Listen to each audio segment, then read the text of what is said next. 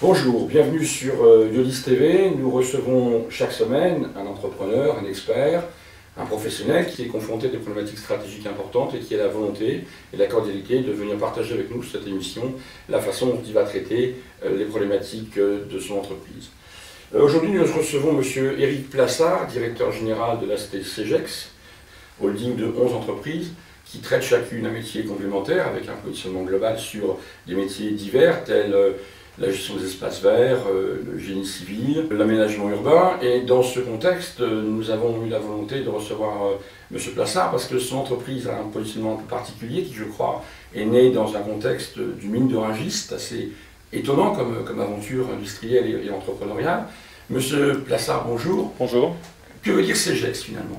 Alors CEGEX, c'est une société qui est née il y a 40 ans maintenant, d'une histoire assez étonnante, puisque lorsque les Halles de Paris sont venues s'installer sur la ville de Rungis, s'est posé très rapidement le problème de l'entretien du marché national de Rungis et de cette ville en fait qui est le marché national de Rungis. Et CEGEX, société d'entretien, de gestion et d'exploitation du mine de Rungis, est né donc à cette occasion d'un père fondateur qui a eu cette idée lumineuse que pour le marché de Rungis, apporter l'ensemble des services nécessaires à la vie du marché de Rungis, l'entretien des voiries, le palettage, le traitement des ordures ménagères, la serrurerie, l'électricité, tous les métiers nécessaires à la vie du mine. Alors ce sont évidemment, c'est une expertise importante, puisque sur tous ces domaines d'activité qui pour vous sont des domaines stratégiques, on verra plus tard dans l'échange qu'il y a, je crois, des niches sur lesquelles vous avez su investir. Mais globalement, vous travaillez beaucoup avec les collectivités locales, marché public. Aujourd'hui, on est malgré tout en crise et tout un chacun souffre ou doit se débattre dans la crise. Donc vous avez, je crois, des solutions pour assister les collectivités locales à maintenir la qualité de service. Mais il y a quand même un impact de la crise. Quel est pour vous l'impact de la crise sur votre activité, sur votre marché? L'impact de la crise, on l'a subi comme toutes les entreprises de travaux publics en France. On a coutume de dire que quand le bâtiment va, tout va. Quand ça ne va pas, c'est aussi par là que ça commence. C'est-à-dire que le bâtiment est un des premiers, les bâtiments et travaux publics, un des premiers à souffrir de la crise, bien sûr. Et comme toute entreprise de travaux publics, nous, on a dû désinvestir. C'est-à-dire qu'on a, comme les autres, bloqué nos investissements, bien sûr, en attendant de voir un petit peu comment la situation allait évoluer.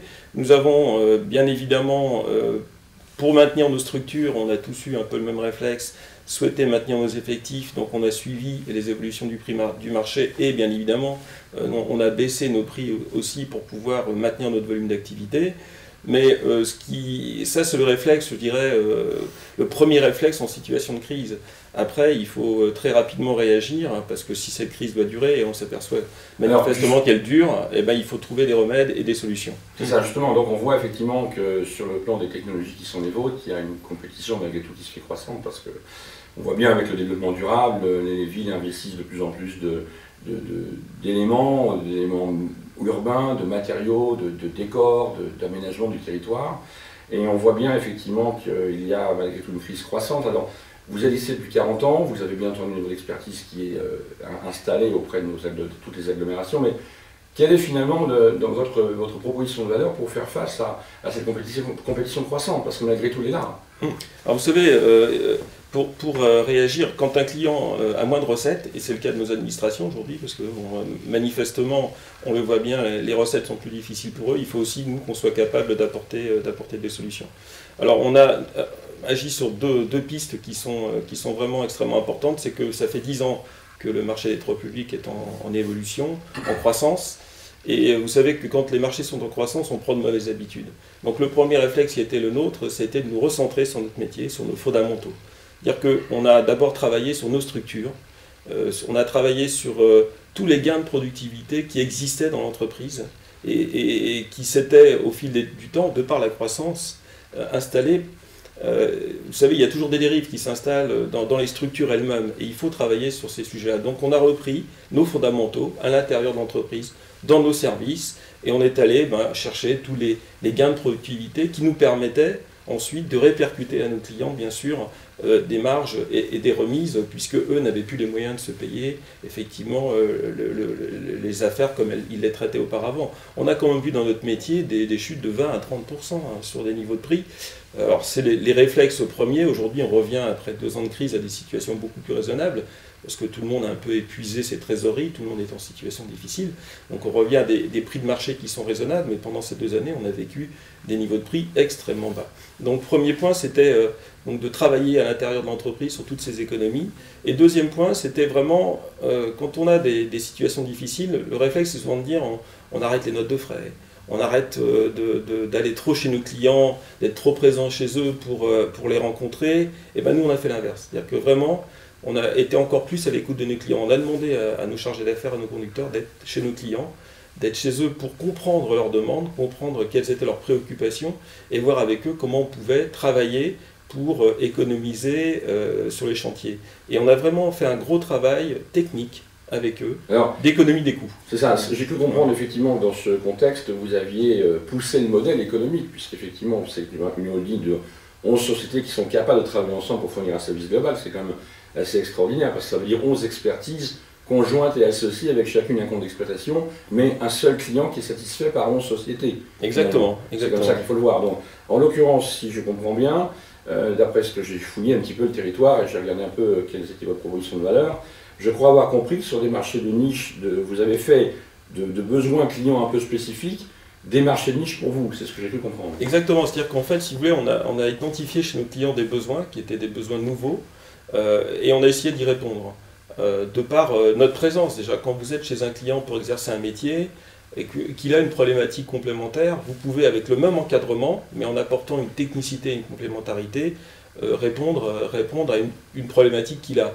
Exemple, on travaille chez un client en espace vert, il avait une problématique sur sa ville de détagage, on a monté une petite structure pour aller détaguer sa ville et sa commune avec le même encadrement.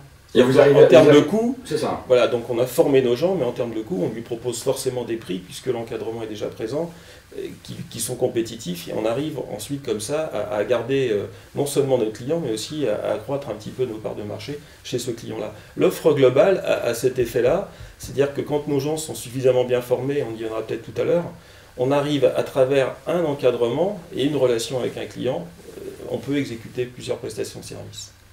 D'accord, donc en fait, effectivement, c'est un modèle qu'il faudrait reproposer à d'autres entités dans notre pays France aujourd'hui. C'est la difficulté du monométier. On a beaucoup d'entreprises en France, et les majors en tout cas sont souvent monométiers. Nous, ce qu'on cultive, c'est l'offre globale, et justement de pouvoir, avec un client, lui offrir plusieurs prestations à moindre coût. L'exemple souvent qu'on prend, si vous voulez, c'est qu'on réalise des parcs. Quand on fait un parc, dans un parc, il y a des voiries, il y a de l'éclairage, il y a des espaces verts, il y a un peu d'arrosage, il y a une fontaine. Ben, nous, dans l'entreprise, on est capable de proposer l'ensemble de ces prestations. Donc lorsqu'on va voir un client, on lui dit, ben voilà, nous, on peut prendre votre parc en charge, on peut le réaliser intégralement, on n'a pas besoin de sous-traiter. Donc quand vous prenez un sous-traitant, vous mettez un coefficient de frais généraux sur ce sous-traitant. Nous, on ne le fait pas, puisque la prestation existe, et on met un même encadrement qui peut superviser et piloter le chantier avec les différentes compétences de notre entreprise. Donc on apporte des solutions économiques. Ça rassure aussi un peu son client, il a un interlocuteur, mais au moins il a, je pense, un niveau de prix et de prestation qui peut lui convenir. Alors, ce qui veut dire effectivement que dans ce contexte, c'est un modèle effectivement où les entités qui ont une superficie large de besoins, on va dire, auraient intérêt peut-être aussi à revoir leur procédure interne, leur procédure d'achat pour s'adapter à un modèle économique comme celui-là. Probablement, enfin si vous voulez, c'est assez étonnant parce que depuis une dizaine d'années, on est allé un peu contresens. On a vu des phénomènes de concentration de gens, des gens qui se recentraient sur un métier. Oui. Nous, on a eu une technique un petit peu différente, ou inverse en tout cas, c'est au contraire de proposer des offres élargies. Et quand vous avez capté un client, en fait, après, vous arrivez à faire ce travail-là, à lui proposer des économies d'échelle, si vous avez créé une relation de confiance et que vous arrivez à travailler, bien sûr, avec une qualité de prestation qui fait le lien, sinon ça ne fonctionne pas. Et là, c'est pas donné à tout le monde, il faut la souplesse derrière pour traiter ce genre de choses. Donc là, on a un positionnement effectivement clair sur, finalement, somme toute, des domaines d'activité avec une approche par la qualité et puis surtout sur des marchés de niche, on dira, à la limite. Comment vous avez perçu par rapport à ce développement de votre entreprise sur finalement une solution somme toute adaptable tournée vers le client, comment vous avez vu l'évolution des collectivités locales et des marchés publics? Parce que malgré tout, ce sont des entités qui ont les mêmes besoins que les entreprises privées, mais les systèmes administratifs, les systèmes de développement et d'engagement étant différents, comment avez-vous pu, quelle vision vous avez de ces 3 dernières années, tenant compte de la crise avec une petite perspective sur la sortie?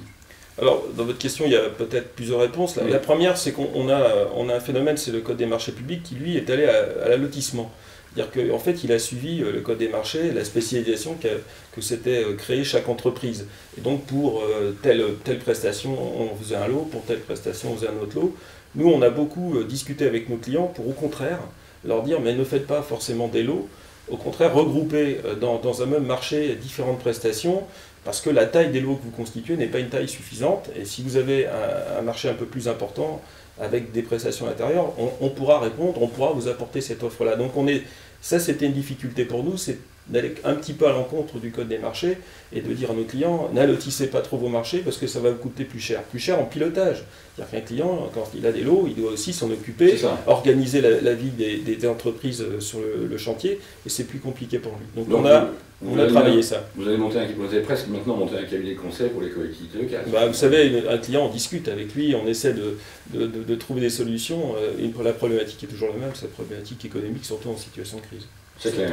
Donc sur cette situation de crise sur laquelle vous avez offert aux collectivités locales des mécanismes finalement pour qu'elles rendent le service aux usagers, comment vous voyez, vous, maintenant, l'évolution de ce marché? Si vous voulez, paradoxalement, on n'est pas très inquiet. C'est-à-dire qu'aujourd'hui, il y a des gros besoins en France, des besoins de logement, des besoins d'infrastructures de transport collectif. Sur Paris, l'Île-de-France est un peu privilégiée quand même dans cette situation de crise, parce qu'on voit des tramways, on voit des tas de choses qui sont... Et ça, aujourd'hui, on peut constater que depuis 3 ans, malgré la situation de crise, on a des volumes d'activité qui ne sont pas des volumes en baisse de façon très nette. On a 3-5% de baisse, pas plus. Par contre, c'est les entrepreneurs qui ont eu peur.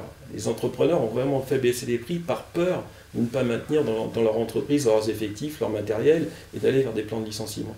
Aujourd'hui, on retrouve une certaine sérénité. Le volume est là, on parle du Grand Paris, il y a des choses qui semblent démarrer, et je crois qu'aujourd'hui, les entreprises ont mieux intégré que le volume était présent, que les projets existaient, et moi je ne suis pas très inquiet, en fait, si vous voulez, sur les années à venir. Et cette situation de crise aussi nous a quand même permis, je pense, de se recentrer vraiment sur nos fondamentaux, sur notre métier. Et aussi, nous, on a fait un travail énorme de formation de nos personnels. Pendant ces 3 années, on a investi dès l'année 2009 sur une salle de formation plus grande, complètement informatisée. On a repris nos effectifs pour bien leur expliquer ce que c'était que la problématique d'un chantier, comment on gérait un chantier, comment on optimisait les coûts de gestion d'un chantier, toujours dans une relation client entretenue. On a créé, alors là encore peut-être de façon un peu paradoxale, je ne sais pas si c'est un modèle qu'on peut déployer, mais en tout cas il marche chez nous. On a augmenté nos services généraux, on a structuré nos services généraux pour que nos conducteurs de travaux soient encore plus présents chez le client, pour bien comprendre ses besoins et pour qu'un chantier se déroule de la meilleure façon possible et le plus vite possible. Donc si je comprends bien, vous êtes à la fois une société qui traite le besoin client espace vert et une société de conseil pour le client à même traiter ces espaces verts. On s'efforce dans cette relation client en tout cas de le faire. Monsieur Blassard, je vous remercie. Merci monsieur.